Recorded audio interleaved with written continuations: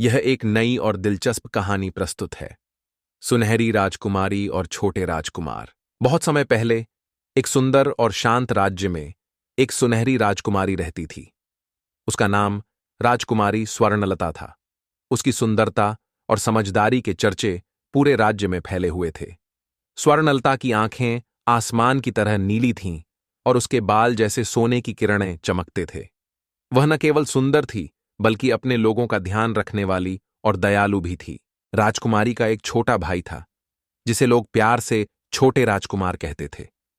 उसका असली नाम वीरेंद्र था, लेकिन उसकी मासूमियत और शरारती स्वभाव के कारण सब उसे छोटे राजकुमार ही पुकारते थे। वीरेंद्र की उम्र केवल 10 साल थी, लेकिन वह साहसी और जिज्ञासु था। वह हमेशा अपनी बहन के साथ हर जगह जाना चाहता था और नई नई चीजें सीखने के लिए उत्सुक रहता था। एक दिन राज्य में एक अजीब घटना घटी। पास के जंगल में एक रहस्यमयी गुफा अचानक प्रकट हुई।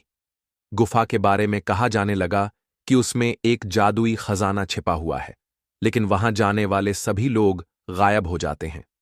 यह खबर पूरे राज्य में आग की तरह फैल गई। राजा ने गुफा के रहस्य को जानने के लिए अपने सबसे बहादुर सैनिकों को भेजा, लेकिन वे भी वापस नहीं लौटे। यह देखकर राज्य के लोग डर गए और उस गुफा के पास जाने से मना करने लगे। परंतु स्वर्णलता और वीरेंद्र के मन में यह रहस्य जानने की प्रबल इच्छा जागी। एक रात जब पूरा महल सो रहा था, स्वर्णलता और वीरेंद्र ने चुपचाप महल छोड़ दिया। उन्होंने कुछ जरूरी सामान लिया और गुफा की ओर चल पड़े। स्वर्णलता के पास उसकी जादुई अंगूठी थी, जो उसे उसकी परदादी से मिली थी। कहा जाता था कि यह अंगूठी हर अंधेरे को रोशन कर सकती है। जब वे गुफा के पास पहुंचे तो उन्होंने देखा कि गुफा का द्वार बहुत बड़ा और डरावना था।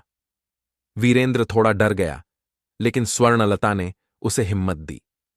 वे दोनों अंदर गए। गुफा के अंदर का रास्ता आश्चर्यचकित और गहरा था।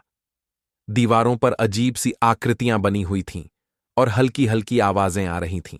जैसे ही वे गुफा के बीच में पहुंचे, उन्होंने देखा कि वहां एक विशाल दानव खड़ा था। वह दानव गुफा का रखवाला था। उसने गरजती हुई आवाज में कहा, कौन हो तुम लोग? यहां आने की हिम्मत कैसे हुई? स्वर्णलता ने शांत स्वर में कहा, हम यहां खजाने के लिए नहीं आए हैं। हम केवल इस गुफा का रहस्य जानना चाहते हैं और अपने राज्य को सुरक्षित करना चाहते हैं। दानव उनकी निडरता और सच्चाई से प्रभावित हुआ।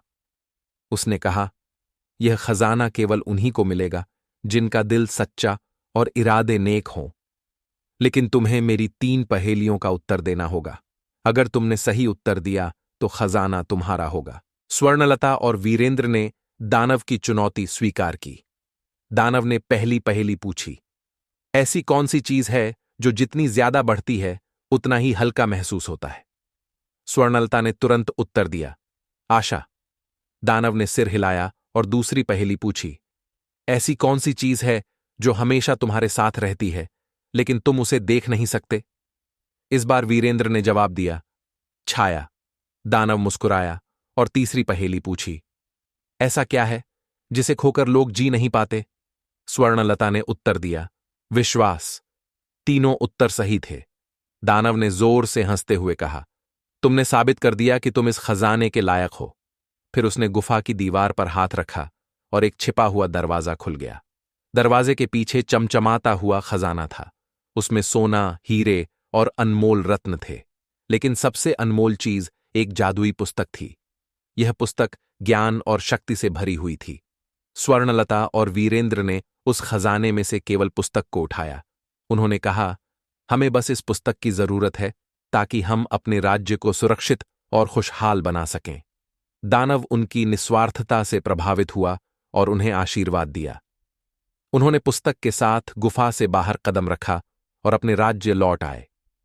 पुस्तक के ज्ञान से उन्होंने राज्य को और भी समृद्ध और खुशहाल बनाया। स्वर्णलता की समझदारी और वीरेंद्र की हिम्मत की कहानी हर जगह फैल गई। इस तरह सुनहरी राजकुमारी और छोटे राजकुमार ने साबित कर दिया कि सच्चाई और निडरता से हर चुनौती को जीता जा सकता है।